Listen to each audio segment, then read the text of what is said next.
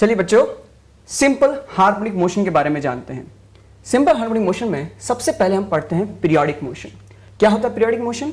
Motion which repeat itself after regular interval of time, जिसे हम कहते हैं पीरियोडिक मोशन।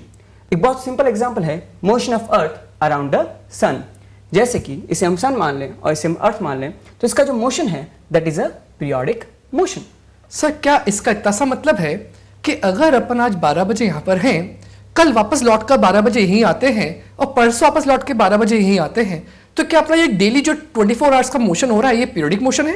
नो सर, ये पीरियोडिक मोशन नहीं है। Why sir? Sir periodic motion के लिए रेगुलर टाइम इंटरवल के साथ साथ पाथ भी वही रिपीट होना चाहिए जो पहले हुआ था। सर इसका इतना सा मतलब हुआ कि पाथ भी वही होना चाहिए और टाइम भी एग्जैक्टली वही होना चाहिए। अगर दोनों चीजें रिपीट करती है तो उसको क्या बोलते हैं? Periodic motion. बहुत बढ़िया सर, चलिए आगे बढ़ते हैं। नेक्स्ट है हमारे पास ऑसिलेटरी मोशन। क्या होता है oscillatory motion? To and fro motion of a particle about a fix point, जिसे हम कहते हैं mean position, is called oscillatory motion. जो कि आप स्टार्टिंग में देख रहे थे motion of pendulum. Motion of pendulum भी एक ऑसिलेटरी मोशन है जिसमें पार्टिकल अपने मोशन को मीन पोजीशन के इर्द गिर्द जो है वो कंप्लीट करता है। अब बच्चों मन में डाउट आता है, मीन पोजीशन क्या है? मीन पोजीशन वो है जहां पर नेट फोर्स जीरो होता है। तो इसका मतलब जहां पर net force of particle zero है उसको क्या कहते हैं अपन? Mean position. अगर कुछ भी गिवन ना हो तो अपन x इक्वल टू 0 पर ही मीन पोजीशन को कंसीडर करते हैं। तो बात ध्यान रखना, मीन पोजीशन क्या? जहां पर नेट फोर्स जीरो तो एक्सेलरेशन भी जीरो। नेक्स्ट बात करते हैं अपन एम्पलीट्यूड की। अब एम्पलीट्यूड को रिप्रेजेंट करते हैं कैपिटल ए से। अब एम्पलीट्यूड का मतलब क्या है बेटा? Amplitude is a displacement. कैसा displacement? Maximum displacement from the mean position. अब मैंने वर्ड डिस्प्लेसमेंट क्यों लिया बेटा? डिस्प्लेसमेंट हमेशा मेजर करेंगे फ्रॉम द मीन पोजीशन। तो सपोज अगर ये एक स्ट्रेट लाइन है जहां पर particle to and fro motion कर रहा है, उसका मीन पोजीशन यहां पर है। इसको जनरली कुछ ना गिवन हो तो x इक्वल टू 0 मान लेते हैं। तो x इक्वल टू 0 मान लिया। और अगर पार्टिकल इस मीन पोजीशन से राइट साइड है, अगर पार्टिकल यहां पर है, चाहे वो राइट साइड जा रहा हो चाहे लेफ्ट साइड जा रहा हो, उससे कोई मैटर नहीं करता। बस चेक करो कि पार्टिकल मीन पोजीशन से कहां पर है? राइट साइड है, तो इसका डिस्प्लेसमेंट पॉजिटिव काउंट होगा। और अगर पार्टिकल यहां पर है तो इसका मीन पोजीशन से जो डिस्प्लेसमेंट होगा वो नेगेटिव होगा। इसका इतना सा मतलब हुआ कि displacement is always measured from mean position. और ये जो मैक्सिमम डिस्प्लेसमेंट है जिसको अपन ने एम्पलीट्यूड कहा, वो क्या होता है वो देखें। मीन पोजीशन से पार्टिकल जहां सबसे एंड तक जा सकता है, जिसको अपन एक्सट्रीम पोजीशन कहेंगे। एक्सट्रीम पोजीशन बेटा, ये वाली भी एक्सट्रीम पोजीशन होगी और ये वाली भी एक्सट्रीम पोजीशन होगी। तो इस मीन पोजीशन से एक्सट्रीम पोजीशन का ये जो मैक्सिमम डिस्प्लेसमेंट हुआ यहां से लेके यहां तक, ये अपना क्या है? एम्पलीट्यूड। सिमिलरली ये भी अपना क्या होगा? एम्पलीट्यूड। तो amplitude is the maximum displacement of particle from the mean position. मन में डाउट आता है कि सर ये टू एंड फ्रो मोशन कैसे हो रहा है और इसके पीछे रीजन क्या है। तो बात करते हैं नेक्स्ट पार्ट की, रीस्टोरिंग फोर्स की। अब restoring force, the force acting on the particle which tends to bring the particle towards the mean position। अब भाई एक साथ सोचो, एक बाउल है, उस बाउल के अंदर बॉल को रख दिया, तो क्या उस बॉल को आप हल्का सा डिस्प्लेस करके छोड़ दो, क्या वो ऐसा घूमती रहेगी?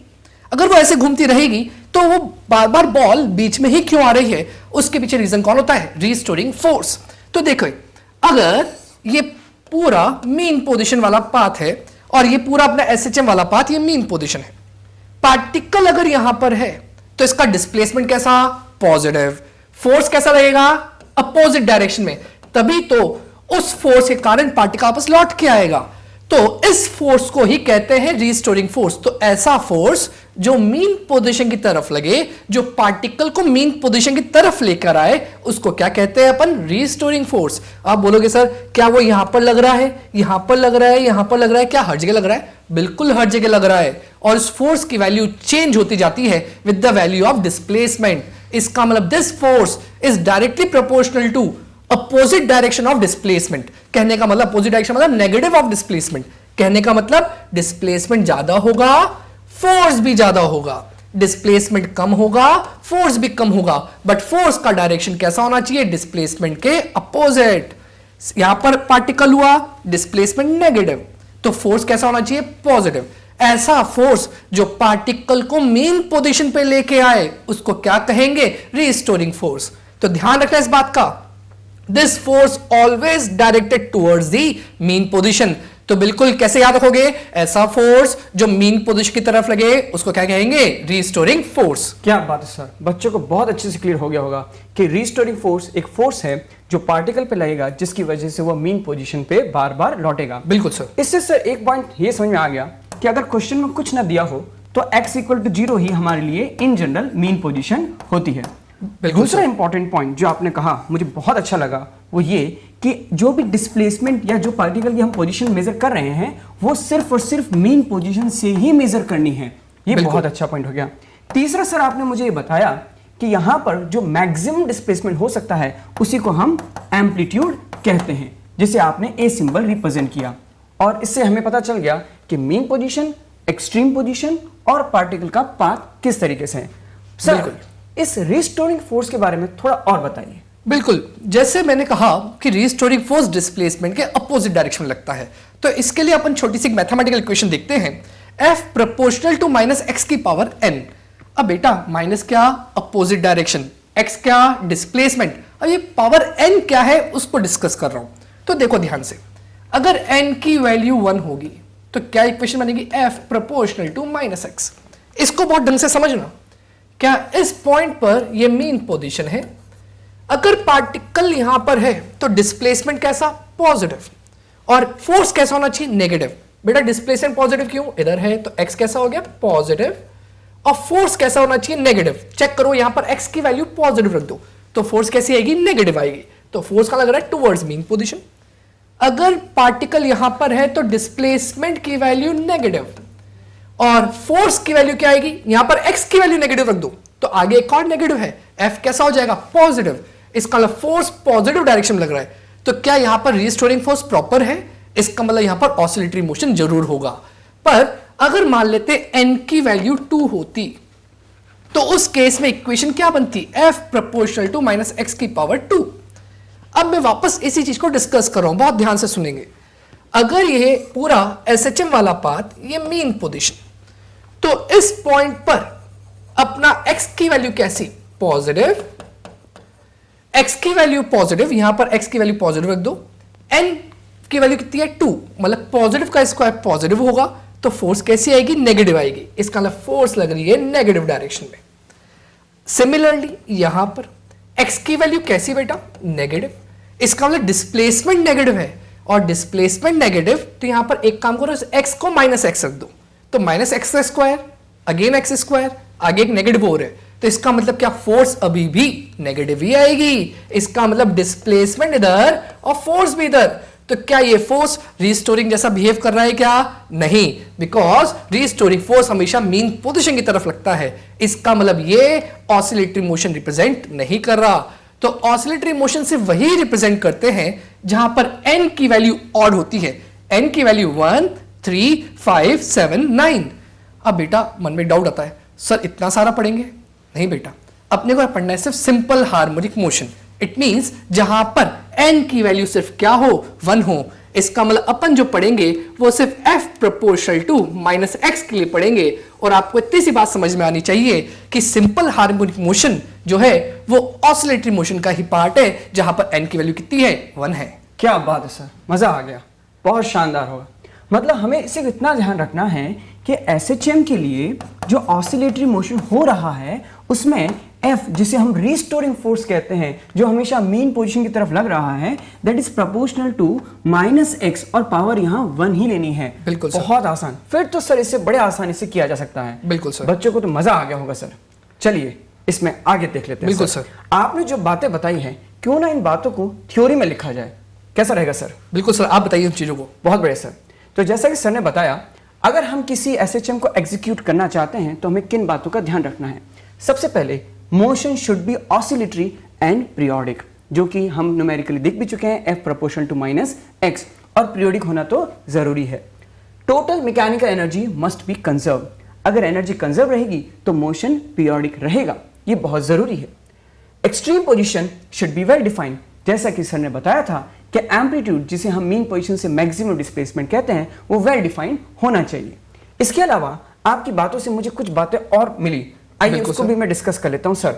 पहला पॉइंट जो मुझे मिला वो ये कि every SHM is oscillatory but every oscillatory is not SHM. बिल्कुल सर। जैसा कि हमने अभी डिस्कस किया कि एनर्जी जो है वो कंजर्व होनी चाहिए।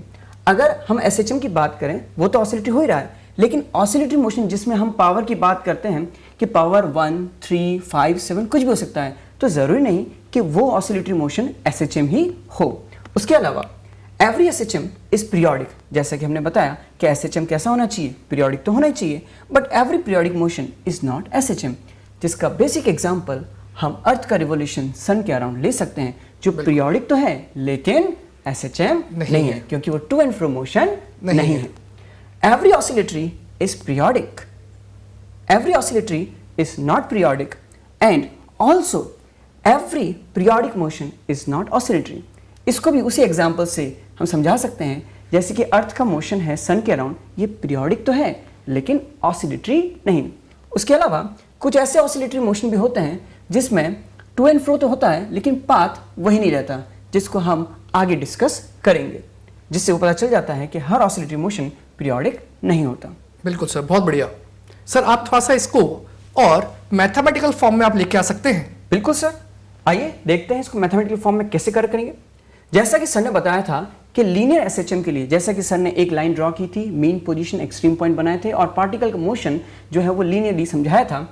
उसमें सर ने कहा था F proportional to -x is a condition for SHM, जिसको हम लिख सकते हैं F is equal to -kx, जहाँ k हमारे लिए फोर्स कांस्टेंट हो जाएगा। तो इसे यहाँ पर बेटा जो F है इसको हम लिख सकते हैं ma using Newton's laws of motion. Correct. तो ma बराबर हमारे लिए हो गया -kx। यहाँ से हम a की वैल्यू निकाल सकते हैं।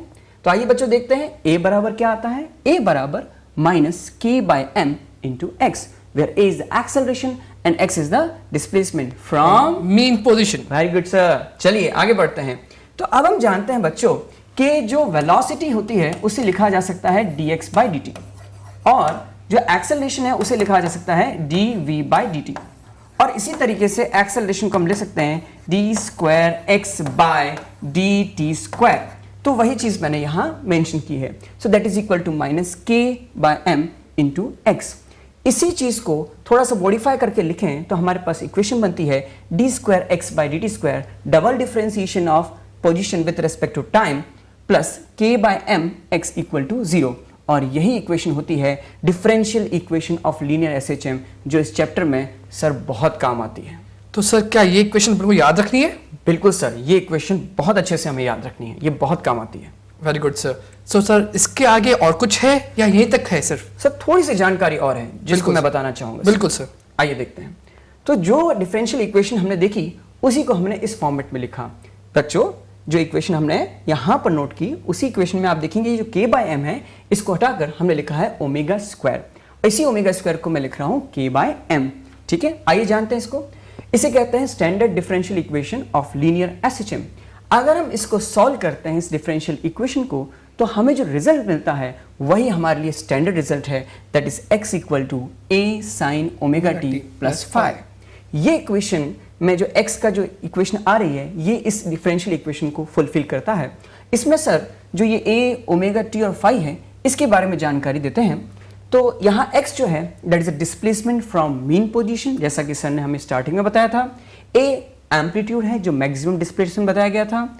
ओमेगा यहाँ पे है एंगुलर फ्रीक्वेंसी, और ωt प्लस phi हमारे लिए है फेज, और phi हमारे लिए इनिशियल फेज जो हमें पार्टिकल के इनिशियल कंडीशन की जानकारी देता है।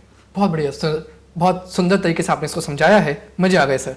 मेरे को ऐसा लगता है बच्चे को दोबारा पढ़ने की आवश्यकता ही नहीं पड़ेगी, उसको सब यहाँ से देखते ही याद हो जाएगा।